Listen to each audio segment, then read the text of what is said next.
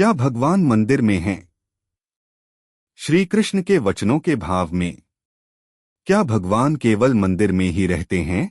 यह प्रश्न जितना सरल प्रतीत होता है उतना ही गूढ़ और जीवन को झकझोर देने वाला है। यदि यही प्रश्न श्री कृष्ण से किया जाए तो वे किसी दर्शन या शास्त्र की भाषा में उत्तर नहीं देते, बल्कि बड़े सहज भाव से मुस्कुराकर कहते हैं, मनुष्य ने मंदिर बनाए हैं, मैंने नहीं। मंदिर इसलिए बने क्योंकि मनुष्य का मन अस्थिर है, चंचल है, भटका हुआ है।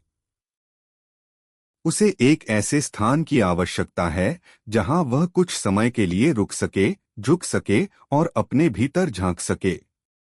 पर यदि तुम यह मान लो कि मैं केवल उन्हीं दीवारों में कैद हूं, तो तुमने मुझे सीमित कर दिया, और सीमित ईश्वर ईश्वर नहीं रह जाता।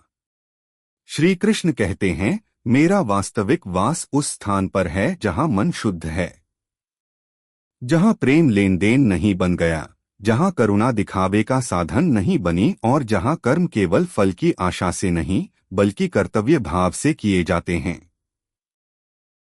पत्थर की मूर्ति के सामने हाथ जोड़ना बहुत सरल है, पर जीवित मनुष्य के सामने अहंकार को त्याग देना अत्यंत कठिन। इसलिए अधिकतर लोग मंदिर तक पहुंचते हैं, पर जीवन की कसौटी पर ठहर नहीं पाते। वे पूजा तो करते हैं, पर स्वयं को नहीं बदलते। एक उदाहरण को समझिए। एक व्यक्ति प्रतिदिन मंदिर जाता है, घंटी बजाता है, चढ़ावा चढ़ाता है और भगवान से समृद्धि की प्रार्थना करता है। पर वही व्यक्ति मंदिर से बाहर निकलते ही अपने कर्मचारी का शोषण करता है, गरीब को तुच्छ समझता है और सत्य के स्थान पर सुविधा को चुनता है। श्री कृष्ण कहते हैं, ऐसी पूजा मुझे नहीं छूती। तुम मेरे सामने आए, पर मुझे अपने जीवन में नहीं उतारा। इसके विपरीत एक स्त्री है जो मंदिर बहुत कम जाती है, पर अपने घर में वृद्ध माता पिता की सेवा करती है, पड़ोसी के दुख में बिना दिखावे के साथ खड़ी रहती है और ईमानदारी से अपना कर्तव्य निभाती है। श्री कृष्ण कहते हैं, वही मेरा वास्तविक मंदिर है। वहां मैं बिना बुलाए उपस्थित रहता हूं। मंदिर का उद्देश्य मन को बदलना है, भगवान को मनाना नहीं। जब मन अशांत होता है तब मंदिर की शांति उसे कुछ देर के लिए थाम लेती है। जब अहंकार सिर उठाता है तब देवता के सामने झुकना उसे नम्रता का अभ्यास कराता है। पर श्री कृष्ण स्पष्ट चेतावनी देते हैं, यदि मंदिर से बाहर निकलते ही वही क्रोध, वही ईर्ष्या, वही छल और वही अन्याय लौट आए, तो समझ लो कि तुमने केवल देहरी छुई है, भीतर प्रवेश नहीं किया। मैं धूपदीप में नहीं, उस हाथ में हूं जो अन्याय के विरुद्ध खड़ा होता है। भगवद गीता का मूल संदेश भी यही है कि जो मुझे सर्वत्र देखता है और सबको मुझ में देखता है, वही मुझे वास्तव में जानता है। जो मुझे केवल मूर्ति में खोजता है, वह मेरी एक झलक पाता है। जो मुझे हर प्राणी में पहचानता है, वह मेरे स्वरूप को समझता है। जब तुम भूखे को भोजन देते हो, तब वह केवल दान नहीं होता, वह मेरी आराधना होती है।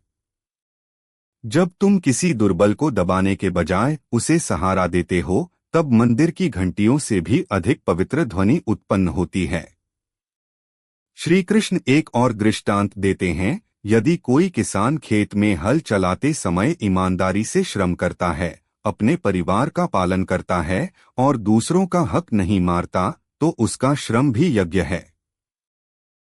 और यदि कोई व्यक्ति मंदिर में बैठकर भी छल और अहंकार को पालता है, तो उसकी पूजा केवल कर्मकांड रह जाती है। श्री कृष्ण यह भी नहीं कहते कि मंदिर व्यर्थ हैं। वे स्पष्ट कहते हैं, मंदिर आवश्यक हैं, पर अंतिम सत्य नहीं। जैसे बालक को अक्षर ज्ञान के लिए विद्यालय चाहिए, वैसे ही आत्मा को अनुशासन के लिए मंदिर चाहिए।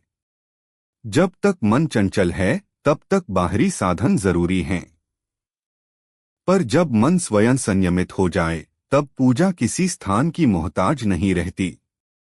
तब घर का आंगन भी वृंदावन बन जाता है और रसोई में बना भोजन भी प्रसाद।